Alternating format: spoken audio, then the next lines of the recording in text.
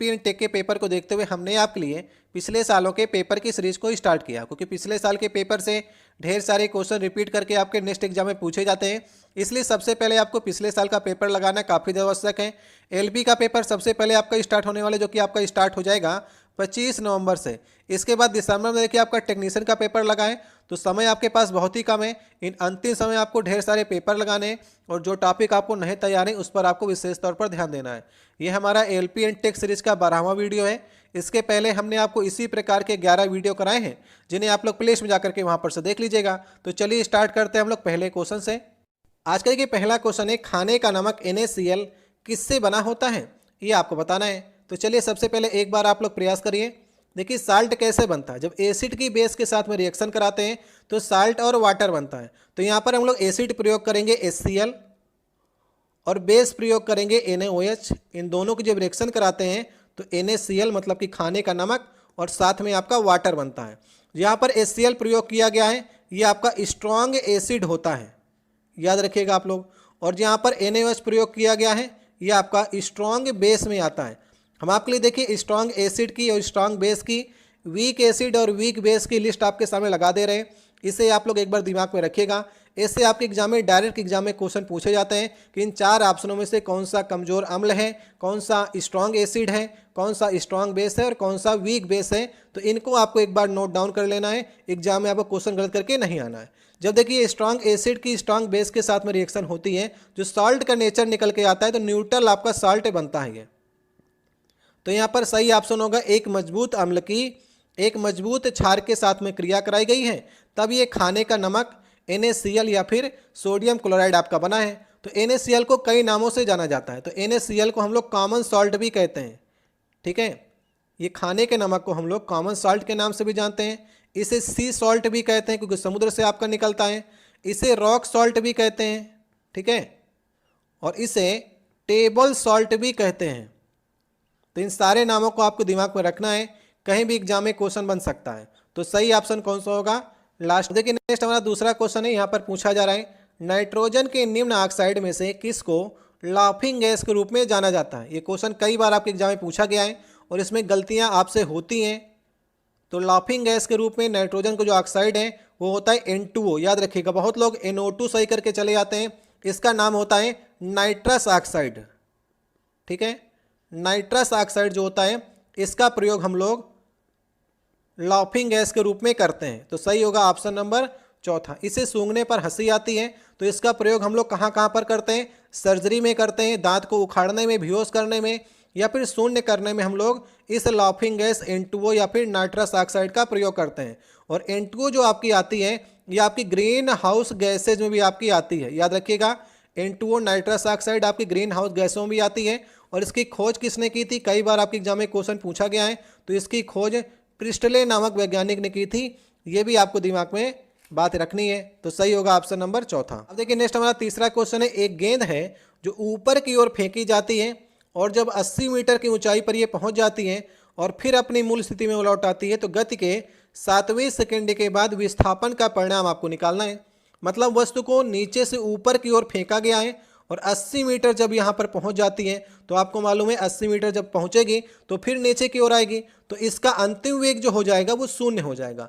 प्रारंभिक वेग हमको नहीं मालूम है, तो एक काम करते हैं हम लोग, पहले फार्मूला लगाते हैं गति का तीसरा नियम। गति का तीसरा नियम क्या कहता है, v² बराबर uv² प्लस 2gs होता है। लेकिन जब नीचे से हम ऊपर को फेंकते हैं तो यहाँ पर माइनस का प्रयोग करेंगे, याद रखिएगा। जब ऊपर से नीचे की ओर फेंकेंगे तो हम लोग चिन्ह को जैसा है फार्मूले में वैसा प्लस में ही रखेंगे, लेकिन नीचे से ऊपर फेंकने पर हमेशा आपको माइनस का निशान प्रयोग करना है।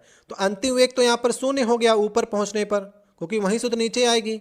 तो v की जगह पर हम 0 रख देंगे, तो 0 का स्क्वायर भी करेंगे, 0 आ जाएगा। uv² की वैल्यू हमको ज्ञात करनी है, 2 यहाँ पर रख दीजिए। g की वैल्यू आपको 10 दी गई है और h आपको 80 मीटर पर प्रारंभिक वेग यहाँ पर से निकाल लेते हैं। तो 8 दूनी 16, ये इधर आ जाएगा, तो 1600 बन जाएगा। तो u की वैल्यू यहाँ पर से निकल आ जाएगी 40, समझ गए। तो प्रारंभिक वेग हमारा 40 मीटर पर सेकंड आ गया। अब हमको विस्थापन का फॉर्मूला लगाने के लिए गति का तीसरा समीकरण s बराबर ut प्लस है तो माइनस कर दीजिए, क्योंकि नीचे से आप ऊपर फेंक रहे हैं, 1/2 gt² लगा देंगे। तो s की वैल्यू हमको निकालनी है। यू हमने 40 निकाल लिया है, समय हमको देखिए 7 सेकंड में पूछा ही गया है, तो यहाँ पर 7 रख दीजिए, 1/2, जी की वैल्यू आपको 10 रखनी है, समय का स्क्वायर कर दीजिए, 7×7 आपका आ जाएगा। तो अब यहाँ पर से अगर आप देखेंगे तो 7×4 = 28, 280 बन गया। और फिर यहाँ पर से देखें तो 490 और 490 का आधा कर देंगे तो यहाँ पर 245 आ जाएगा। तो 280 से 245 घटाएंगे तो आपके सामने एस की जो वैल्यू आ जाएगी, विस्थापन आपके सामने 35 मीटर निकल कर चला जाएगा। तो सही ऑप्शन होगा ऑप्शन नंबर पहला। तो इस प्रकार से यहाँ पर दो फार्मूले का प्रयोग होगा, गति के तीसरे नियम का और गति का दूसरे नियम का। उसी से आपको यहाँ पर विस्थापन की वैल्यू आपके सामने आएगी।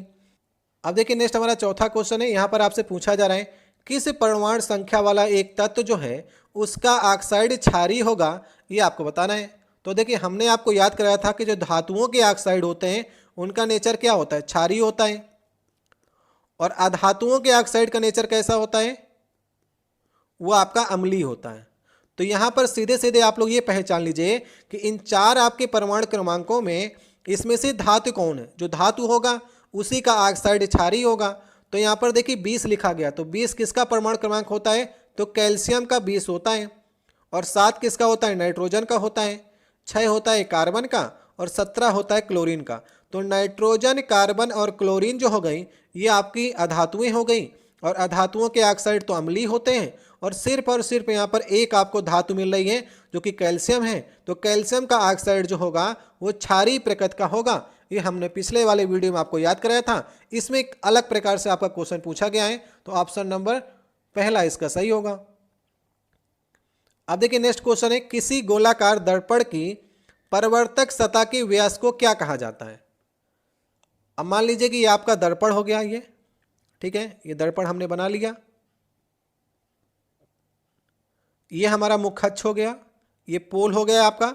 आपसे पूछा जा रहा है कि गोलाकार दर्पण की परावर्तक सतह, ये परावर्तक सतह तो यही वाली सतह है, ये जो हमने बनाई है, इसके व्यास मतलब कि ये व्यास इसका, तो इसका नाम आपसे पूछा जा रहा है। तो इसका नाम होता है एपर्चर। सही होगा ऑप्शन नंबर दूसरा। याद रखिएगा जो इस परावर्तक सतह का व्यास है, ये जो लाइन हमने खींची है इसको कहते हैं एपर्चर। यहाँ पर छेद लिखा गया है, तो ये आप लोग याद रखिएगा। ठीक है, ये हमारा मुख्य अक्ष हो गया। फोकस होता है यहाँ पर, और इसका डबल जो होता है वक्रता केंद्र या फिर वक्रता त्रिज्या होती है। और वक्रता केंद्र क्या होता है, जिस दर्पण का हमने ये भाग लिया है उसका जो केंद्र बिंदु होता है। पिछले वाले सेट में पूछा गया था कि वक्रता केंद्र क्या होता है, तो जिस दर्पण का हमने लिया है आधा भाग उसका केंद्र बिंदु होता है वक्रता केंद्र। आज आपसे एपर्चर पूछा गया है, तो इसे भी आपको ध्यान में रखना है। तो सही होगा ऑप्शन नंबर हमारा दूसरा वाला। अब देखिए नेक्स्ट क्वेश्चन है, न्यूलैंड के आवर्ती वर्गीकरण में 10वां तत्व निम्नलिखित में से किसके जैसा दिखाई पड़ता है। देखिए न्यूलैंड की हमने आपको तालिका बताई थी कि न्यूलैंड ने जो अपना नियम दिया था वो संगीत के स्वर के रूप में दिया था। तो एक बार आप लोग इसे देख लीजिए। यहाँ पर देखिए ये न्यूलैंड की हमारी सीरीज है जिसमें कुछ मेन तत्वों को लेकर के सीरीज आपकी बनाई गई है, जो कि संगीत के स्वर हैं, जैसे सा रे गा मा पा दा नी।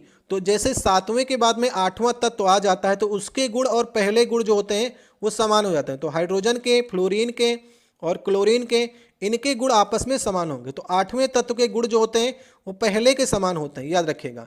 तो ये पूछ रहा है कि 10वां जो तत्व होगा वो किसके जैसा दिखेगा। तो 7 हमारे ये हो गए, फिर 8वां ये हो गया, 9वां हो गया, 10। तो 10वां जो हमारा तत्व है उसके गुण तीसरे तत्व के समान दिखेंगे, क्योंकि यहाँ पर उसके नीचे का जो 8वां तत्व होगा उसके समान गुण को दर्शाता है। तो समझ गए। तो इसमें पूछा गया था आपसे, इसे आप लोग देख लीजिए। पूछा गया कि 10वां जो तत्व है, तो 10वां तत्व जो होगा हमने आपको बताया कि तीसरे के जैसा गुण उसके समान होगा। तो ऑप्शन नंबर कौन सा सही होगा, ऑप्शन नंबर सही होगा लास्ट वाला। समझ गए। तो 8वां तत्व अगर आपसे पूछेगा 8वां के गुण किसके समान होंगे, तो पहले तत्व के। अगर आपसे 9वें का पूछता है तो उसके गुण समान होंगे दूसरे के जैसे। 10वें का पूछा है तो तीसरे के, 11वें के पूछेगा 14 के। इसी तरह से आपको याद रखना है कि न्यूलैंड की सीरीज जो है वो किस प्रकार से आपकी आगे बढ़ती है। ठीक है, चलिए अब देखिए नेक्स्ट हमारा 7वां क्वेश्चन है, अनुवांशिक सामग्री के वाहक कौन है, ये आपको बताना है। तो सही होगा ऑप्शन नंबर दूसरा। जीन जो है वो एक पीढ़ी से दूसरे पीढ़ियों में गुणों को जो संचरण होता है वो जीन के माध्यम से ही होता है।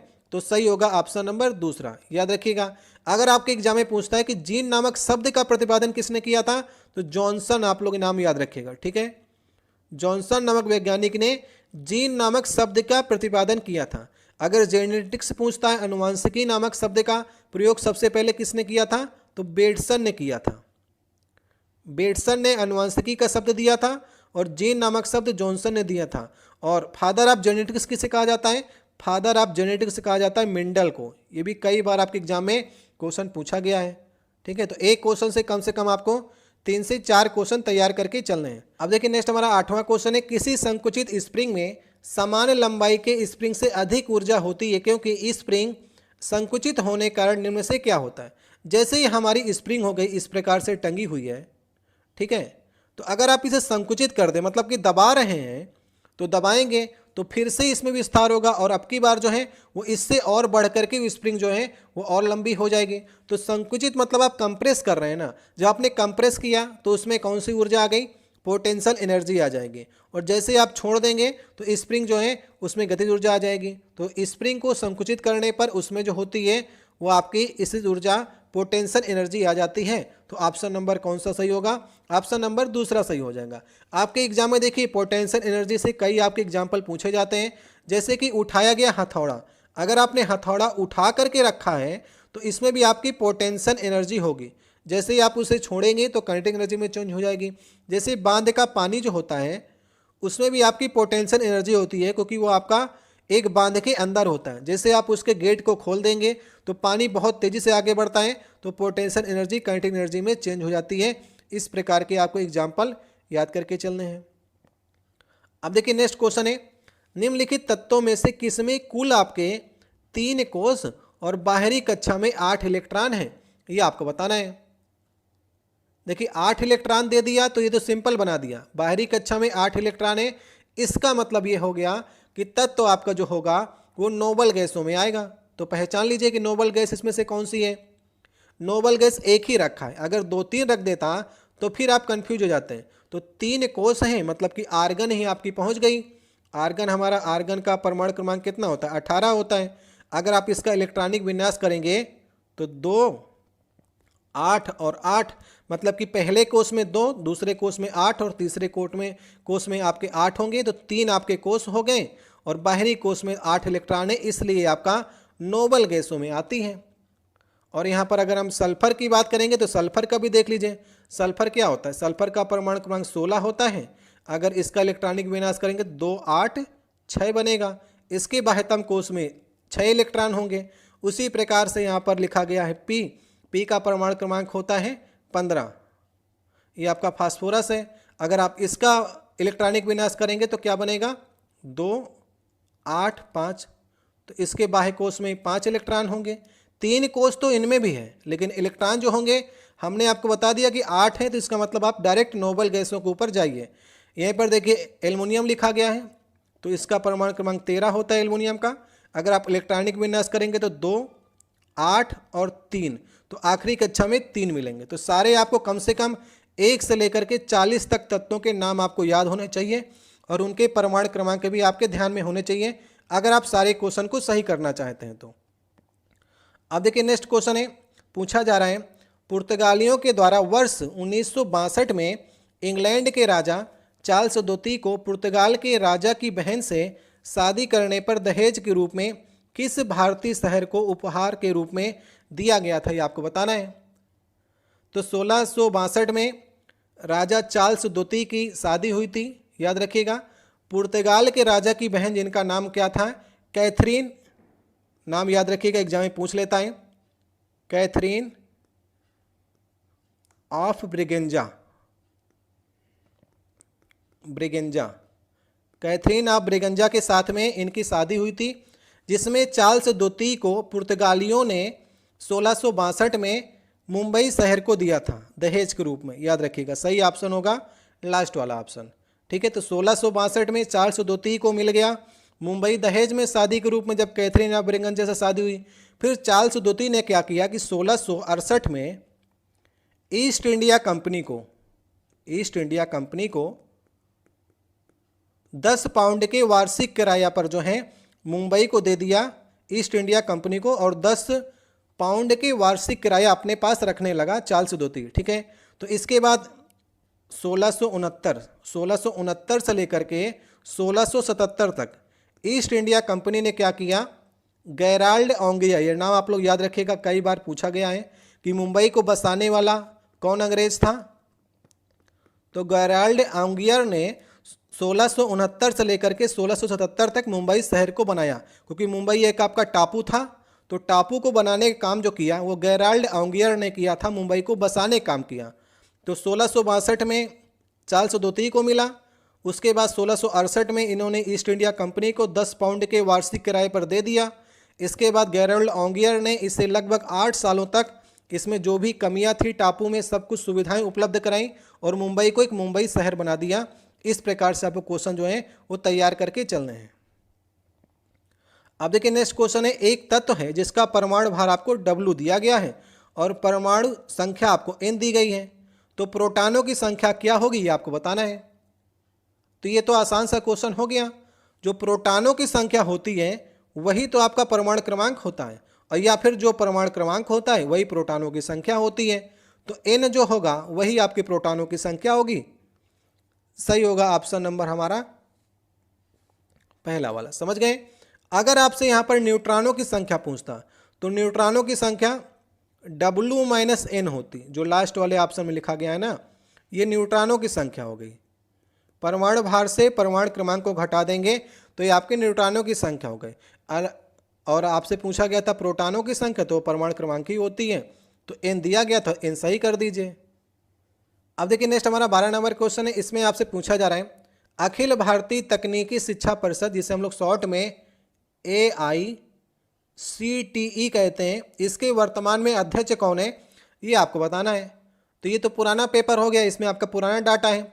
अभी आपको 2024 का डाटा बताना है कि अखिल भारतीय तकनीकी शिक्षा परिषद के इस समय अध्यक्ष कौन है। तो नाम याद रखिएगा, TG सीताराम। TG सीताराम आपको याद रहेगा, ये 2024 में AICTE के वर्तमान अध्यक्ष हैं। वो पुराने डाटा के अनुसार जो थे वो अनिल सहस्त्रबुद्धे थे, ये आपको नहीं याद रखना है। अब देखिए नेक्स्ट हमारा 13 नंबर क्वेश्चन है। पूछा जा रहा है, आत्मकथा लेखन जो है ऑटोबायोग्राफी, ये किसकी आपको बतानी है। On my terms from the grass roots to the corridor of power, ये किसकी आपकी आत्मकथा ये आपको बतानी है। तो सही होगा ऑप्शन नंबर तीसरा, ये शरद पवार की ऑटोबायोग्राफी है। शरद पवार को आप जानते होंगे, ये महाराष्ट्र के पूर्व मुख्यमंत्री भी रहे हैं। इनकी पार्टी का नाम है NCP। अभी महाराष्ट्र में चुनाव भी हैं, तो NCP के 2 गुट हो गए हैं। तो एक आपकी शरद पवार वाली NCP है, SP वाली, और एक आपकी अजीत पवार की है। उसी प्रकार से शिवसेना के भी आपके 2 गुट हो गए, एक उद्धव ठाकरे की शिवसेना है, एक शिंदे की शिवसेना है। तो अभी इस समय महाराष्ट्र के चुनाव भी हो रहे हैं, तो आपको इन सब पर ध्यान देना है। तो अभी देखिए आपसे आत्मकथा पूछी गई थी, तो ये है शरद पवार की। अब देखिए नेक्स्ट हमारा क्वेश्चन है, मानव शरीर का pH स्तर कितना होता है ये आपको बताना है। तो मानव शरीर का जो pH होता है वो हल्का से क्षारीय की ओर जाता है, न्यूट्रल से थोड़ा से क्षारीय की ओर। तो सही होगा ऑप्शन नंबर लास्ट वाला, 7 से 7.8 के बीच में होता है। क्योंकि अगर मनुष्य के कुछ तत्वों की और भी बात करते हैं तो उनके pH भी जो होते हैं वो हल्के से आपके क्षारीय होते हैं। जैसे मूत्र की अगर हम pH की बात करेंगे तो 5.5 से लेकर के 7.5 तक आपका मूत्र का pH जाता है। लार का जो pH होता है वो 6.5 से लेकर के 7.5 तक जाता है। वहीं पर रक्त का जो pH होता है इसकी वैल्यू 7.3 से लेकर के 7.5 तक होती है। तो आप देख रहे हैं ये हल्का से क्षारीय की ओर जा रहा है।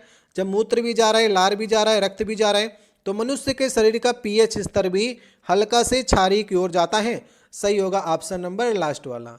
याद रखिएगा एग्जाम में आपके क्वेश्चन पूछा जाता है कि अम्लीय वर्षा जो है वो कितने pH वैल्यू अगर कम हो जाए पानी की तो अम्लीय वर्षा कहलाती है। ये क्वेश्चन आपके लिए छोड़े जा रहा हूँ, पिछले सेटों में कराया है, आप लोग बता सकते हैं कितना pH से कम वाले को हम लोग कहेंगे कि अब जो वर्षा होगी वो आपकी अम्लीय वर्षा में गिनी जाएगी। और दंत क्षय, दांतों का जो झड़ना है या फिर दांतों का खोखलापन, दांतों का गिरना जो है, कितना अगर मुंह का pH जो है इतना हो जाएगा तो दंत क्षय या फिर दांतों का गिरना स्टार्ट हो जाएगा। ये दोनों क्वेश्चन मैं आपके लिए छोड़े जा रहा हूँ। पिछले अगर आपने हमारे सेट देखे हैं तो आप लोग आंसर दे सकते हैं। तो अभी आप लोग के लिए आंसर होगा लास्ट वाला। अब देखिए नेक्स्ट क्वेश्चन है, पूछा जा रहा है प्रचुर मात्रा में सफ़ेद फाइबर किसमें पाए जाते हैं, ये आपको बताना है। तो ये क्वेश्चन काफ़ी कंफ्यूज कराता है, सभी को कंफ्यूज कराता है। लिगामेंट और टेंडन में याद रखिएगा, ये दोनों आपके जो हैं वो रेशेदार संयोजी ऊतकों में आते हैं।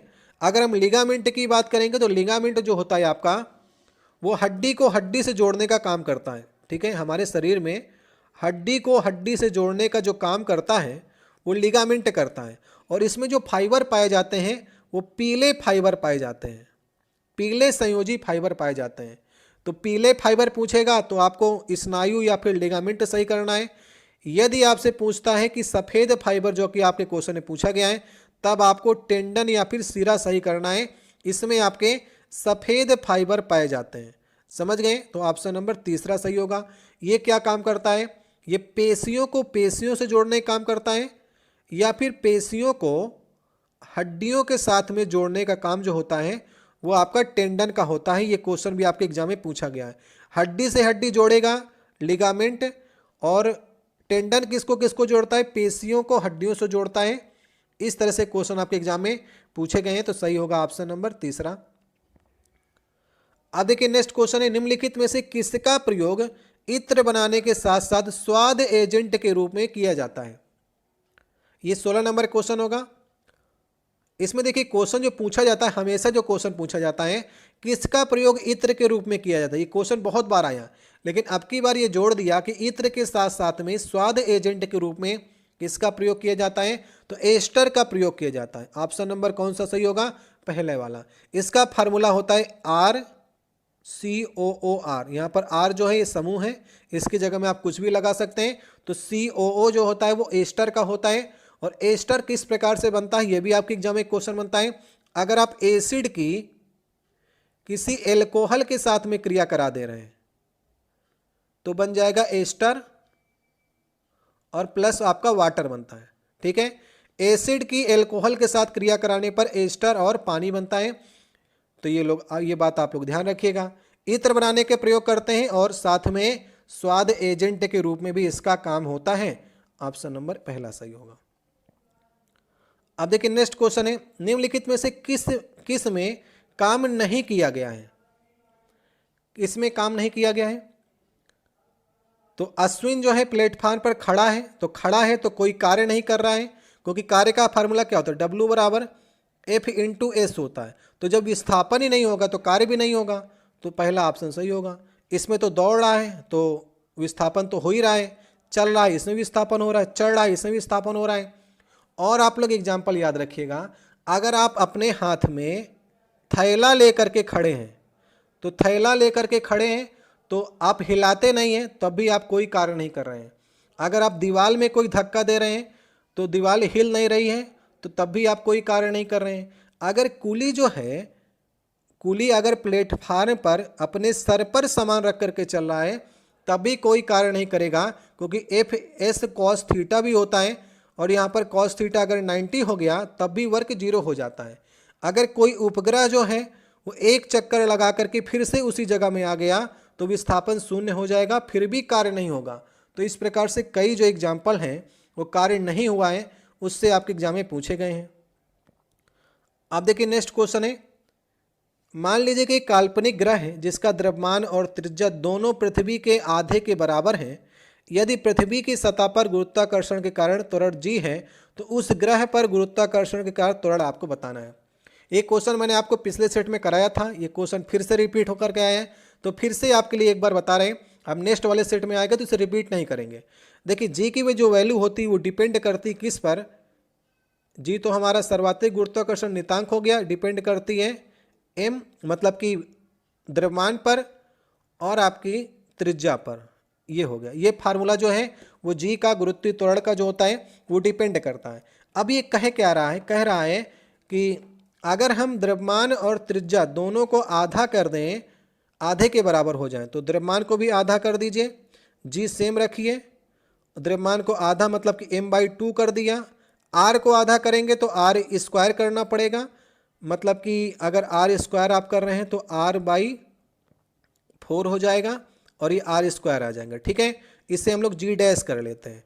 ये 4 आपका पलट करके ऊपर चला जाएगा और जब 4 ऊपर जाएगा तो 2 दूनी 4 आ जाएगा, तो 2 यहाँ पर सीधे सीधे आ जाएगा, 2gmr² आ जाएगा। और gmr² को तो हम लोग g लिख ही सकते हैं, तो g डैश की वैल्यू कितने निकल गए, g डैश आ जाएगा 2g के बराबर। समझ गए?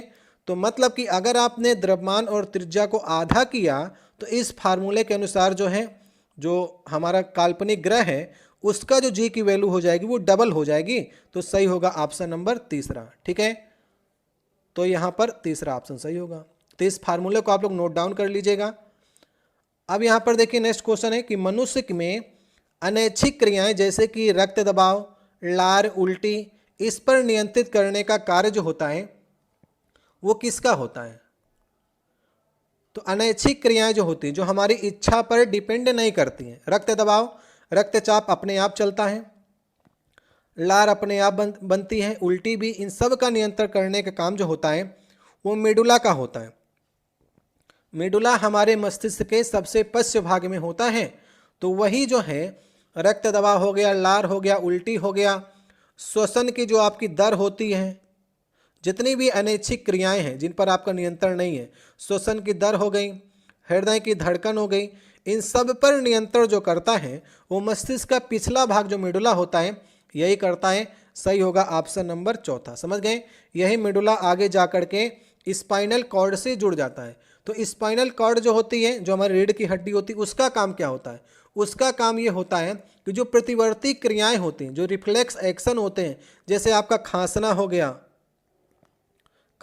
गया, छींकना हो गया, इन सब पर नियंत्रण जो होता है वो स्पाइनल कॉर्ड का होता है। जो रिफ्लेक्ट आपकी जो हो गई, प्रतिवर्ती क्रियाएं हो गई, जैसे आप सांप को देख करके पीछे हट जाते हैं, तुरंत आपने सांप देखा पीछे हट गए, तो ये मस्तिष्क नहीं होता, ये आपके रीढ़ की हड्डी ही उसे डिसाइड करती है कि आपको पीछे हटना है। अगर आपने देखी कोई वस्तु छू ली गर्म वाली तो हाथ अपना आप तुरंत पीछे करते हैं ना, इसी को कहते हैं प्रतिवर्ती क्रियाएं। जहाँ पर दिमाग के पास तंत्रिका नहीं पहुँच पाती हैं वहाँ पर स्पाइनल कॉर्ड जो है वो तुरंत अपना हाथ पीछे की ओर करता है। तो जब आपसे खांसना, छींकना या फिर प्रतिवर्ती क्रियाएं कहेगा तब आपको स्पाइनल कॉर्ड सही करना है। जब आपसे अनैच्छिक क्रियाएं कहेगा तब आपको रक्त दबाव, लार, उल्टी, ये सब आपको सही करना है। अब देखिए नेक्स्ट क्वेश्चन, निम्नलिखित में से कौन सी विश्व की सबसे खारे पानी की झीलों में से एक है, आपको बताना है। तो सबसे खारे पानी की झील आपको बताना है निम्नलिखित में से आपको। ये 20 नंबर क्वेश्चन होगा आज का। तो इसका सही ऑप्शन होगा मृत सागर। मृत सागर में जो लवणता है, जो NaCl की मात्रा है वो कितनी है? 238% है। लेकिन ये सबसे ज़्यादा नहीं है, इन ऑप्शन के अनुसार सबसे ज़्यादा है, याद रखिएगा। अगर हम बात करें विश्व की सबसे ज़्यादा खारे पानी की झील जो है वो वान झील है। ये कहाँ पर पड़ती है? तुर्की में आपके पड़ती है। इसमें जो लवणता है वो 330% है। इसे वान झील के नाम से भी जाना जाता है, इसे लेक वान के नाम से भी जाना जाता है। ठीक है, ये कहाँ पर है? तुर्की में है। और ये मृत सागर आपका कहाँ पर है? जॉर्डन का पड़ता है। तो इसमें सबसे ज़्यादा लवणता है, सबसे ज़्यादा खारे पानी की झील जो है 4 ऑप्शन के अनुसार मृत सागर है, और वैसे देखा जाए तो वान झील है। अगर झीलों से क्वेश्चन आया है तो आप लोग और भी याद रखिएगा। विश्व की सबसे गहरी झील अगर बात करें तो बैकाल झील है। अगर आपसे विश्व की सबसे गहरी झील पूछता है तो ये आपकी रूस में पड़ती है बैकाल झील, याद रखिएगा। खारे पानी की सबसे बड़ी झील अगर आपसे पूछता है तो कैस्पियन सागर होगा। बड़ी की बात करेगा तो कैस्पियन सागर, और सबसे खारा पानी की बात करेगा तब आपको यहाँ पर मृत सागर या फिर वान झील आपको सही करना है। मीठे पानी की अगर झील आपसे पूछता है तो लेक सुपीरियर आपको याद रखना, यह भी आपकी USA और कनाडा के पास में है, लेक सुपीरियर। ये मीठे पानी की सबसे बड़ी झील है। अगर भारत में बात करता है तो वूलर झील भारत की सबसे बड़ी मीठे पानी की झील है। ठीक है, और यहाँ पर लाल सागर आया है ना, लाल सागर और भूमध्य सागर को जोड़ने काम कौन करता है? स्वेज नहर करती है। लाल सागर और भूमध्य सागर को जोड़ने काम जो है वो स्वेज नहर करती है। तो इस प्रकार से जो भी क्वेश्चन बन सकते थे वो हमने आपको इस प्रश्न के माध्यम से कराने का प्रयास किया है। अब देखिए नेक्स्ट क्वेश्चन है कि एक वस्तु का वजन जो है वो पृथ्वी की सतह पर W है, और जिस ग्रह का द्रव्यमान पृथ्वी के 15 गुना और त्रिज्या पृथ्वी के 4 गुना है तो उसका वजन क्या होगा, ये आपको बताना है। तो यहाँ पर भी आपको उसी फार्मूले का यूज करना है जो हमने आपको ऊपर बताया था। तो यहाँ पर जी बराबर आप इस्तेमाल करिए कैपिटल जी, और अगर हम पृथ्वी की बात करेंगे तो एम ई लिख लेते हैं, आर ई स्क्वायर लिख लेते हैं, ये फार्मूला है। कहे क्या रहा है कि जिसका द्रव्यमान पृथ्वी के 15 गुने, अब हम अगर जी डैश की वैल्यू निकालना चाहें यहाँ पर से उसका जी डैश दूसरे वाले ग्रह का, तो यहाँ पर कैपिटल जी तो सेम ही रहेगा, पृथ्वी के द्रव्यमान का 15 गुना तो 15 एम ई लिख लेते हैं, और त्रिज्या 4 गुना है, स्क्वायर करेंगे तो 16 बन जाएगा, तो 16 आर ई स्क्वायर आ गया। और अगर हम 15/16 को बाहर निकाल लें तो G M E R E square जो है इसकी वैल्यू तो जी के बराबर हो गई, मतलब कि जी डैश जो हमारा निकल कर आया वो 15/16 जी निकल कर चला आया। समझ गए आप। तो पूछ क्या रहा है कि वस्तु का वजन पृथ्वी पर अगर W है तो उसका वजन उस ग्रह पर कितना होगा। तो वजन क्या होता है, वजन हमारा W जो होता है वेट होता है, वेट किसके बराबर होता है, mg के बराबर होता है। समझ गए। तो अगर mg के बराबर है तो अगर g यहाँ पर 15/16 हो गया तो वेट भी तो हमारा जो है 15/16 गुना हो जाएगा। समझ गए, क्योंकि g 15/16 हो गया तो वेट भी 15/16 से हो जाएगा। तो यहाँ पर देखिए ऑप्शन आपको नहीं दिखाई पड़ेगी, ये 16/15 किया है, इसी को सही करके आप लोग 15/16 कर लीजिएगा, इतना गुना हो जाएगा। तो ऑप्शन इसमें गलत है, 15/16 कर लीजिएगा उल्टा वाला, तभी उसका वजन जो है निकल के सामने आ जाएगा। अब देखिए नेक्स्ट क्वेश्चन है कि त्रुटिपूर्ण कौन सा कथन है, ये आपको बताना है। तो ये आपको यहाँ पर देखिए 4 दिए गए हैं, 1 2 3 4, इसमें से गलत कौन सा है इसका आपको चुनाव करना है। तो ब्लीचिंग पाउडर एक फीका पीला पाउडर है, ये बात तो सही है, क्योंकि ब्लीचिंग पाउडर जो है पीला पाउडर होता है, फीका भी होता है। फार्मूला क्या होता है, CaOCl2।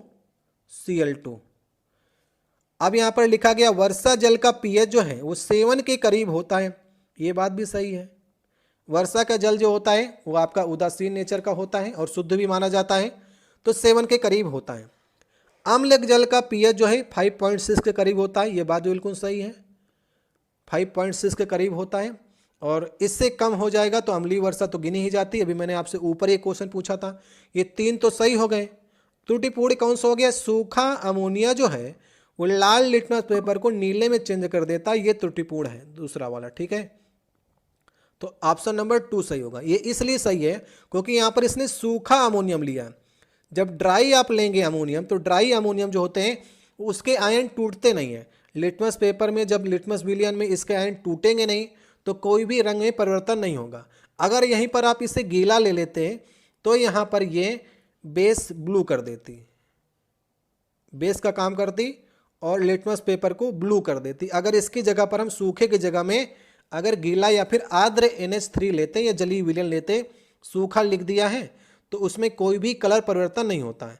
तो ऑप्शन नंबर कौन सा सही होगा, त्रुटिपूर्ण पूछा था तो त्रुटिपूर्ण होगा ऑप्शन नंबर दूसरा। ठीक है, गलत पूछा गया था तो दूसरा जो होगा वो गलत होगा। अब देखिए नेक्स्ट क्वेश्चन है, अवतल दर्पण की वक्रता त्रिज्या आपको 30 सेंटीमीटर दी गई है, तो कार्टेशियन साइन कन्वेंशन के अनुसार फोकस लंबाई किस तरह से व्यक्त की जाएगी, ये आपको बताना है।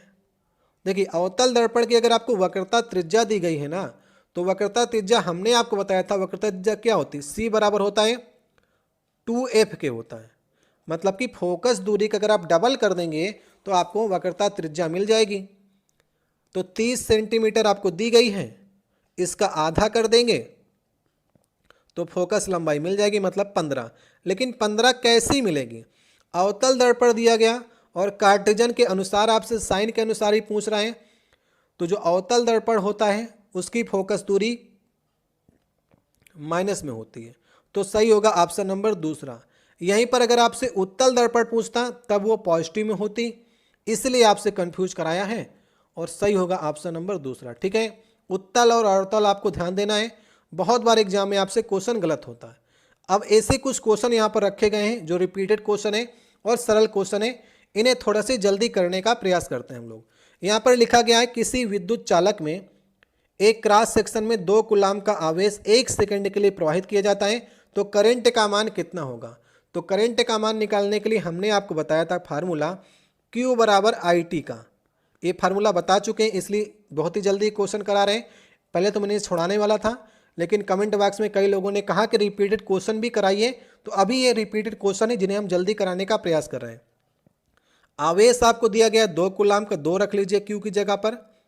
I आपको निकालना है, समय आपको दिया गया है 1 सेकेंड का, तो I की वैल्यू जो आ जाएगी वो 2 एम्पियर की आ जाएगी। तो सही होगा ऑप्शन नंबर लास्ट वाला, ठीक है।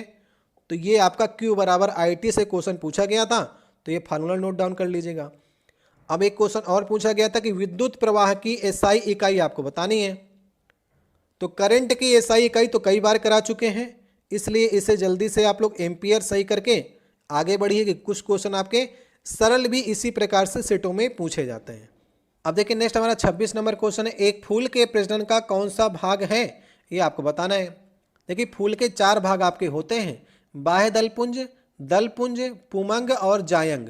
तो पुमंग के अंदर आपका पुंकेसर आता है और जायंग में आपका अंडापात है, जिसे हम लोग कार्पल से कहते हैं। तो सही होगा ऑप्शन नंबर लास्ट वाला, ठीक है।